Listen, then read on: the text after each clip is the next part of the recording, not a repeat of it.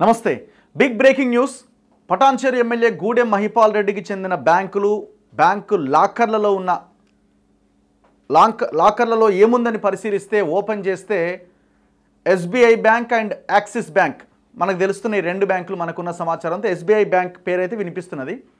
ఈ రెండు బ్యాంక్ లాకర్స్లో మహిపాల్ రెడ్డికి చెందిన దాదాపు కేజీన్నర బంగారాన్ని స్వాధీనం చేసుకున్నట్టుగా ఒక బ్రేకింగ్ న్యూస్ మనకు కనిపిస్తూ ఉన్నది. దాంతోపాటుగా చాలా విలువైన ఒక 100కు పైగా డాక్యుమెంట్స్ అంటే ఇంక అవన్నీ కూడా భూములకు సంబంధించిన పేపర్సే ఉన్నట్టున్నాయి. ఈ 100కు పైన ల్యాండ్ డాక్యుమెంట్స్ని కూడా ఆ లాకర్స్లో స్వాధీనం చేసుకున్నారట.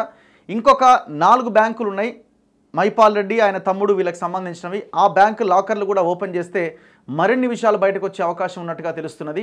సో ఇప్పటి వరకు ఏ బంగారాన్ని అయితే పట్టుకున్నారో లాకర్స్లో స్వాధీనం చేసుకున్నారో ఆ లాకర్లో దొరికిన బంగారానికి సంబంధించిన ఎలాంటి రసీదులు కానీ ఎక్కడ కొన్నారు ఏంటి అన్న దానికి సంబంధించిన డాక్యుమెంట్స్ కూడా ఏమీ లేవట. సో అదే వార్త మనకి దాదాపు హైలైట్ అవుతున్నది. మహిపాల్ రెడ్డి గురించి మనం కొత్తగా చెప్పేది ఏం లేదు, కొన్ని సంవత్సరాలుగా మనం మాట్లాడుతున్నాం. నాకు తెలిసి మహిపాల్ రెడ్డి సంపాదించిన అక్రమ సంపాదన ఒక 10,000 కోట్లు దాటుతుండొచ్చు. ఒక 10,000 crores దాటినా పెద్దగా ఆశ్చర్యపడాల్సిన అక్కర్లేదు. ఇప్పుడు ఆయన బీఆర్ఎస్ అధికారంలో లేదు కాబట్టి అయితే కాంగ్రెస్లోకి పోదామా లేదు బీజేపీలోకి పోదామా అని చూస్తున్నాడు. మొన్నటిదాకా కాంగ్రెస్లోకి పోదామని ప్రయత్నం చేసిరు. ఎలక్షన్లకు ముందే ఈ మెదక్ జిల్లాకు చెందినటువంటి 4 ఎమ్మెల్యేలు, Zaheerabad MLA, Mahipal Reddy Patancheru MLA, Narsapur MLA, ఇట్లా ఒక 4 ఎమ్మెల్యేలు, ఆయన ఎవరు దుబ్బాక ఎమ్మెల్యే, వీళ్ళంతా పోయి రేవంత్ రెడ్డిని కలిశారు. సరే ఆనాడు ఆ పార్టీలో జాయిన్ అవ్వడానికి కలిశారా, వేరే కారణాలు ఏంటి అని మనం విశ్లేషిస్తే ఆ రోజు మెదక్ ఎంపీ టికెట్ విషయంలో కవిత ఎంటర్ అవుతుందని హరీష్ రావే వాళ్ళ దగ్గరికి పంపించినట్టుగా చాలా కథనాలు వచ్చినాయి. అదొక సబ్జెక్ట్. అండ్ దాంతోపాటు మహిపాల్ రెడ్డి ఎజెండా ఇంకొకటి కూడా ఉన్నది, ఎట్లా నేను సంపాదించిన అక్రమ సంపాదన కాపాడుకోవాలి అని.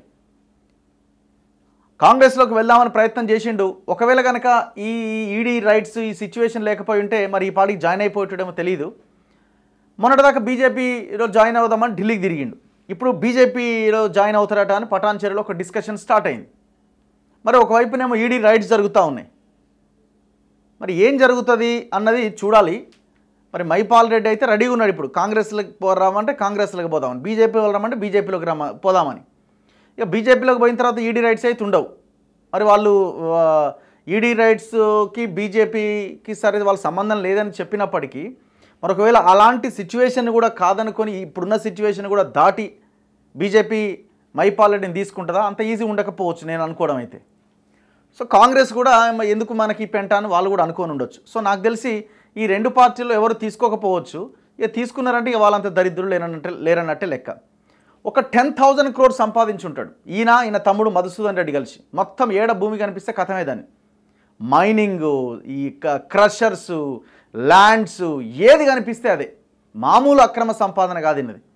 అయినా కూడా మొన్న పటాన్చెరు ప్రజలు ఓట్లేసారు, గెలిపించిరేనని. సరే ఈయన గెలవడానికి కూడా రకరకాల కారణాలు ఉన్నాయి.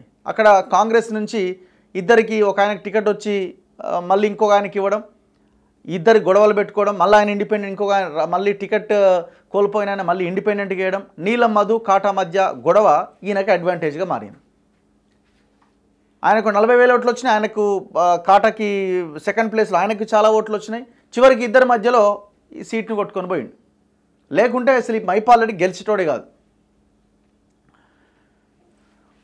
Patancheru MLA Gudem Mahipal Reddy money laundering కేసులో దర్యాప్తును మరింత స్పీడప్ చేసింది ఈడీ. ఎన్ఫోర్స్మెంట్ డైరెక్టరేట్ ఇదంతా చేస్తున్నది, ఈ కేసులన్నీ కూడా. ఈ కేసులో ఎమ్మెల్యేకు సంబంధించి 1.2 kgs బంగారాన్ని ఈడీ స్వాధీనం చేసుకున్నది. అక్రమ మైనింగ్లో నమోదైన మనీ లాండరింగ్ కేసుపైన దర్యాప్తులో భాగంగా local state bank of India బ్రాంచ్కు తీసుకెళ్లింది ఈడీ. అక్కడ ఎమ్మెల్యే పేరుతో రిజిస్టర్ అయిన లాకర్లలో 1 కోటి విలువైన బంగారం దొరికిందట. అదే సమయంలో ఎమ్మెల్యే సోదరుడు జి మధుసూదన్ రెడ్డి ఇతరులకు సంబంధించిన మైనింగ్ కుంభకోణంపై కూడా ఈడీ విచారణ చేస్తున్నది.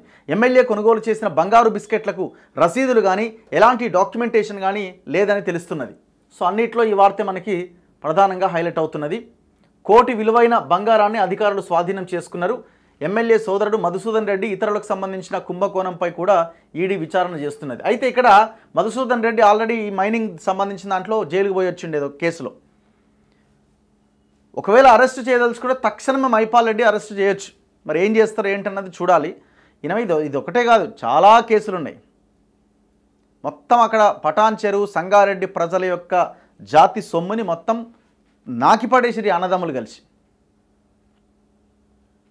అధికారం ఇస్తే ఎమ్మెల్యే అయి ప్రజల్ని కాపాడమని ఇస్తే మొత్తం వ్యవహారం మొత్తం చక్కబెట్టిండు. ఇక్కడ ఇంకా తెర వెనుక జరగాల్సిన కార్యక్రమం ఏంటంటే, ఇంకా లోకల్గా చాలామంది చెప్తున్న మాట ఏంటంటే, ఈయన అసలైనటువంటి బినామీల దగ్గరికి ఇంకా పోలేదు, పోతే మొత్తం వ్యవహారం అంతా ఇంకా బయటకు వస్తుంది. ఈడీ ఇంకా ఆ దిశగా దర్యాప్తు అయితే ఇంకా స్టార్ట్ చేయలేదు, జస్ట్ ఓన్లీ పైన వ్యవహారమే నడుస్తున్నదని చెప్తున్నారు. మరి ఎప్పుడు వరకు ఈ కంప్లీట్ అవుతుంది అనేది చూడాలి. అండ్ రెండవ అంశం, ఇందులో మహిపాల్ రెడ్డి అనగానే టక్కుమని గుర్తొచ్చే పేరు హరీష్ రావు పేరు. దాంట్లో ఎలాంటి డౌట్ పడాల్సిన అక్కర్లే. యాక్చువల్గా మహిపాల్ రెడ్డికి టికెట్ వచ్చేది కాదు లాస్ట్. ఈయన మీద చాలా వ్యతిరేకత ఉన్నది, ఈయన ఓడిపోయే అవకాశం ఉందని సర్వేలన్నీ చెప్పినప్పుడు ఈయన ఎందుకు గెలిచిందంటే కారణం కాంగ్రెస్లో ఇద్దరు కొట్లాడుకొని ఓట్లు చీల్చడం వల్ల. ఈయనకు టికెట్ ఇవ్వద్దని అనుకున్నప్పుడు హరీష్ రావు పట్టుబట్టి మరీ మహిపాల్ రెడ్డికి టికెట్ ఇప్పించిండు. కారణం ఏంటంటే హరీష్ రావు మహిపాల్ రెడ్డి కలిసే అక్కడ మొత్తం పటాన్ చెరువులో బిజినెస్లు ఈ వ్యవహారం అంతా నడిపిస్తూ ఉంటారు. ఈయన వేసే ప్రతి అడుగు వెనుక ఖచ్చితంగా హరీష్ రావు ఉంటాడు. హరీష్కి చెప్పకుండా ఒక్క అడుగు కూడా మహిపాల్ రెడ్డి ముందుకేయడు. దాంట్లో రెండో ఆప్షనే లేదు ఇంకా. సో మొన్న ఆయన మీద రైడ్స్ జరిగినప్పుడు ఇంకేదైనప్పుడు ఈయన పోయి పెద్ద గొప్ప ఘనకార్యం చేసినట్టు నాకు సానుభూతి సింపతి చూపించడానికి మళ్ళీ హరీష్ రావు బయలుదేరాడు. ఈడ తీగలాగితే ఆడ కదులుతుంది. మరి ఆ దిశగా దర్యాప్తు ఉంటుందా లేదా అన్నది మనం చూడాలి. సో ఎందుకంటే ఇవాళ రేపు కేసులు ఏమవుతున్నాయి, రాష్ట్ర ప్రభుత్వం చేస్తున్న విచారణలు, కేంద్రం చేస్తున్న విచారణలు, ఇవన్నీ ఎటువైపు వెళ్తున్నాయి అన్నది మన కళ్ళ ముందు కనిపిస్తూ ఉన్నది. ఏముంది 50-50 అనుకుంటే దాని ఆ కేసు ముందుకు పడదు, ఏమవ్వదు. నిష్పక్షపాతంగా విచారణ జరుగుతుంది అన్నప్పుడే ఈ దొంగలంతా లోపలికి పోతారు.